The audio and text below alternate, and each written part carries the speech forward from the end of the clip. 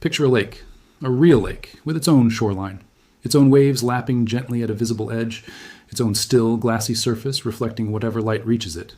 Now picture that lake sitting not on land, not under open sky, but on the floor of the ocean itself, more than 3,000 feet beneath the waves, with actual seawater surrounding it on every side. This is not a metaphor, and it is not an exaggeration for effect. This is a real, physical place that exists on the floor of the Gulf of Mexico, a lake within the ocean, complete with its own coastline, its own surface tension, even its own small waves, sitting there in the crushing dark as though somebody built a separate, self-contained body of water and simply dropped it onto the seafloor. And if any creature is unlucky enough to swim into it, it will very likely be dead within minutes, its body slowly pickled in place by the lake's own chemistry, preserved almost perfectly at the very edge of the water that killed it.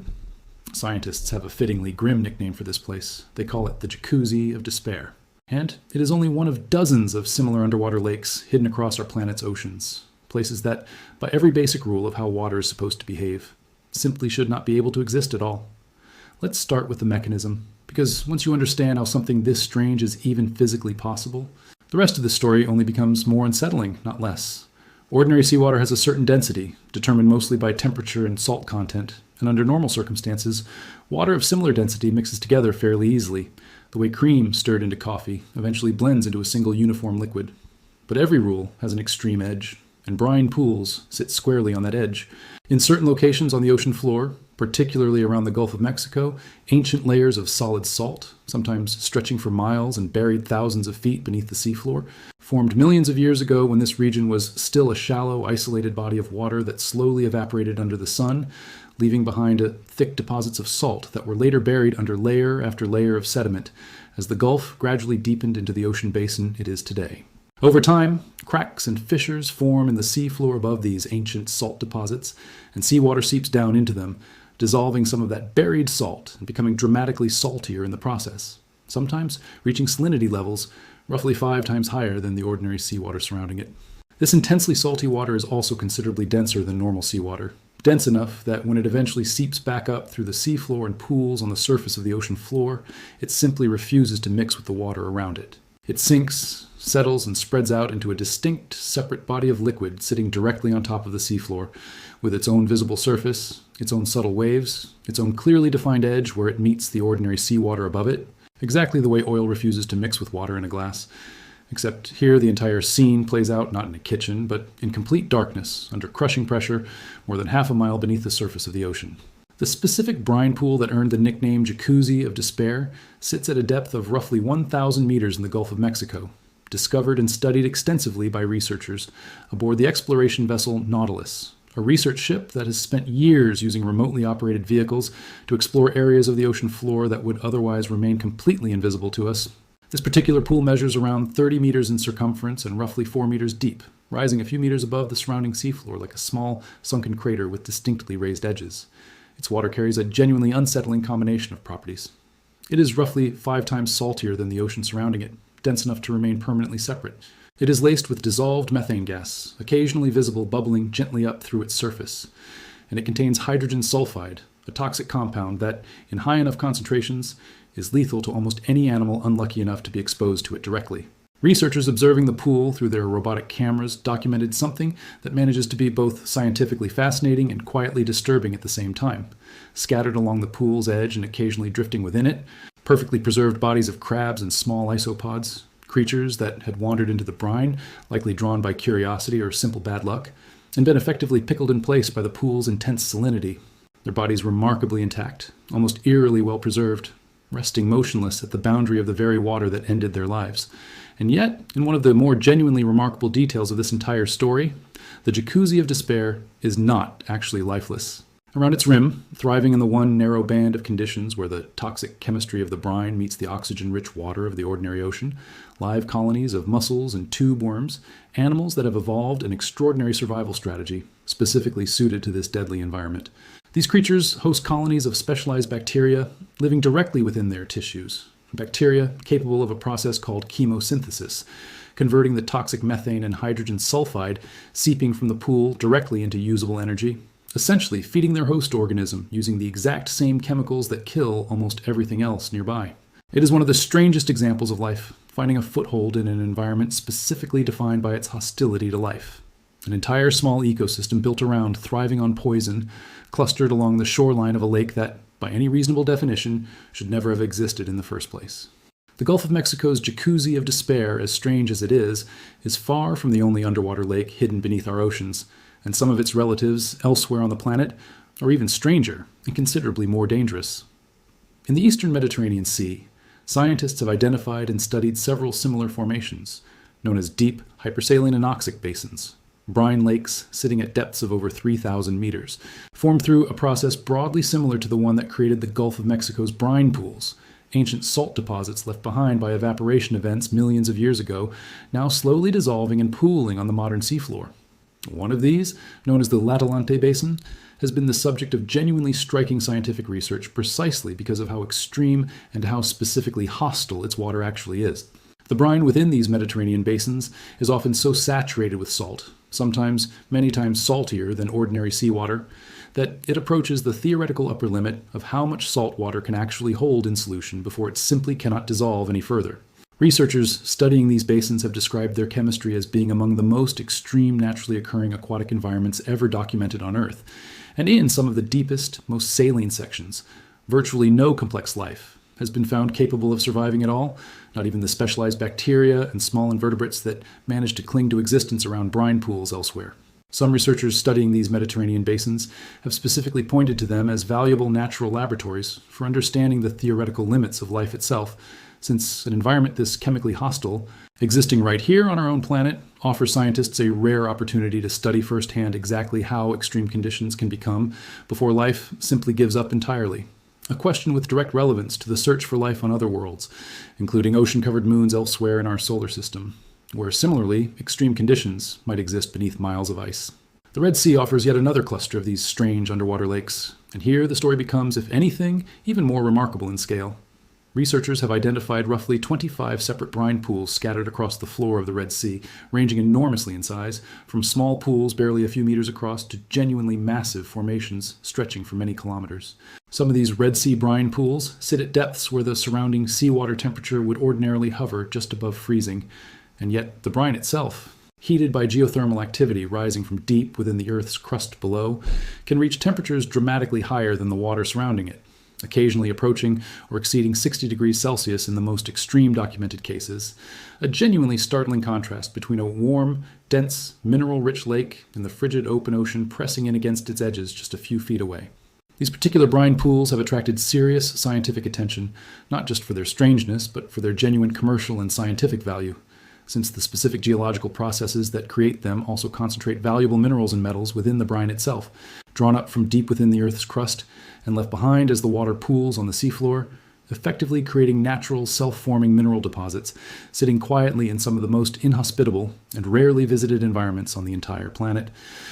There is something worth pausing on here, a detail easy to rush past but genuinely important to understanding just how strange these places actually are. A brine pool is not simply very salty water sitting in one spot. It behaves in almost every observable way like an actual, physically distinct lake.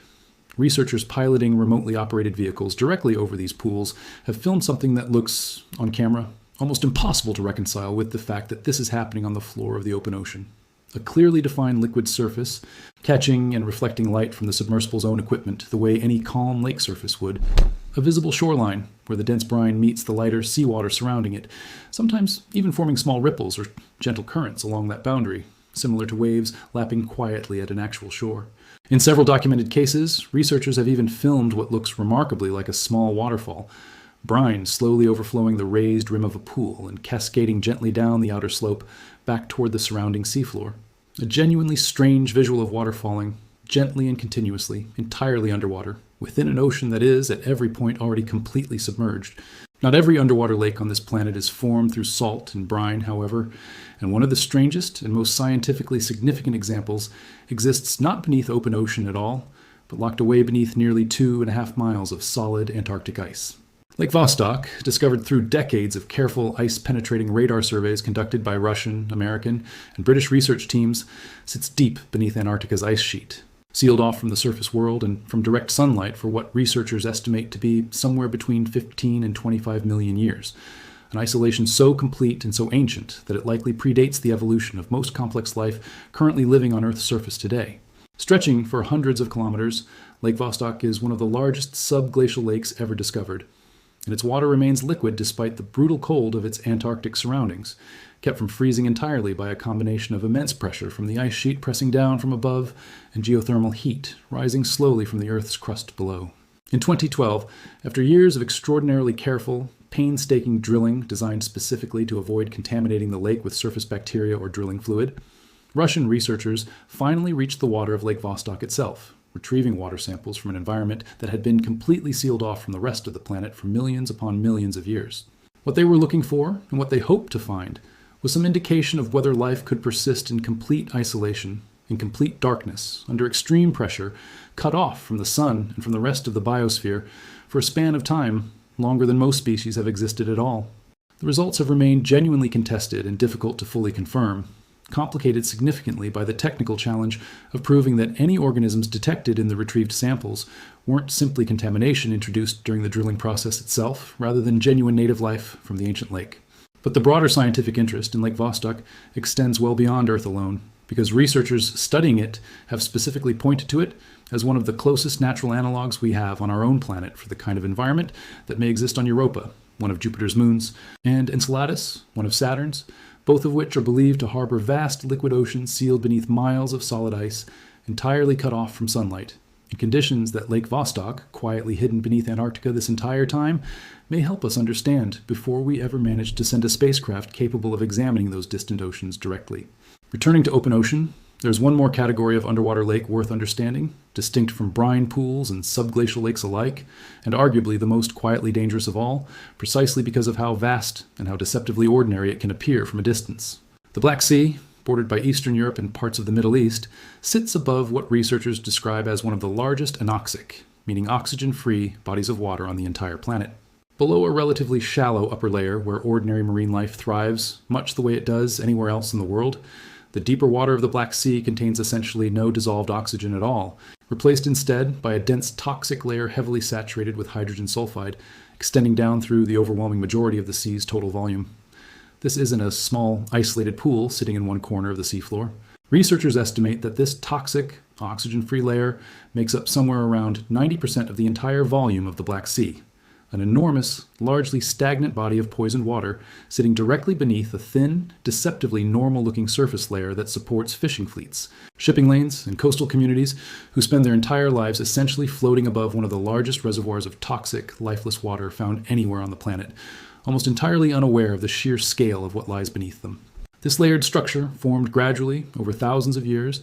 as denser, saltier water flowing in from the Mediterranean settled beneath lighter, less salty water, draining in from rivers across Eastern Europe, creating a stable, long-term division between the two layers that has persisted for millennia, with almost no mixing between the living, oxygenated surface and the vast, silent, toxic depths below. What makes all of these places, the brine pools, the deep Mediterranean basins, the ancient lakes sealed beneath Antarctic ice, and the enormous poisoned depths of the Black Sea, genuinely fascinating to scientists, isn't simply their strangeness for its own sake. It's what they collectively suggest about the actual limits of where life can and cannot exist, and how much of our own planet remains functionally unexplored simply because these environments are so difficult, so expensive, and in some cases so genuinely dangerous to study directly. Researchers who study extreme environments like brine pools have specifically noted that these locations serve as valuable natural models for understanding what conditions life might be capable of tolerating elsewhere in the solar system.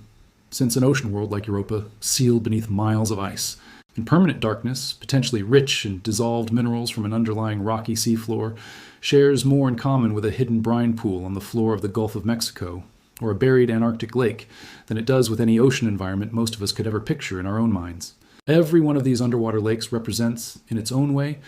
a small, real, physically existing rehearsal for the kind of environments we suspect might exist on other worlds entirely, hidden not across the vast distance of space, but right here, quietly, patiently, beneath our own oceans and ice sheets the entire time. There is something worth sitting with at the end of all this about how easily entire worlds can hide within our own. Most of us go our whole lives picturing the ocean as a single, continuous body of water, deep in places, shallow in others, but fundamentally one connected thing. And yet, scattered across its floor, sealed away in pockets of extreme chemistry, sit dozens of smaller worlds entirely, each with its own separate surface, its own shoreline, its own rules, existing in complete isolation from the ocean surrounding them, sometimes for thousands, sometimes for millions of years at a stretch. A crab drifting along the ordinary seafloor of the Gulf of Mexico has no way of knowing that a few meters away, an entirely different lake is waiting, one with a shoreline it can cross without even realizing anything has changed, right up until it already has. And deep beneath Antarctica, a body of water has been sitting in complete darkness and total isolation for longer than most currently existing species have been alive, quietly proving that even on a planet we assume we've already mapped, already understood, already fully explored, there are still entire hidden lakes, hidden worlds, and hidden rules of survival waiting quietly in the places we've simply never thought to look closely enough. If stories like this, the parts of our own planet that quietly defy the rules we assume the ocean has to follow, are the kind of thing you want more of, make sure you're subscribed, because there is a lot more of this hidden world still waiting to be uncovered, and you won't want to miss what we find next.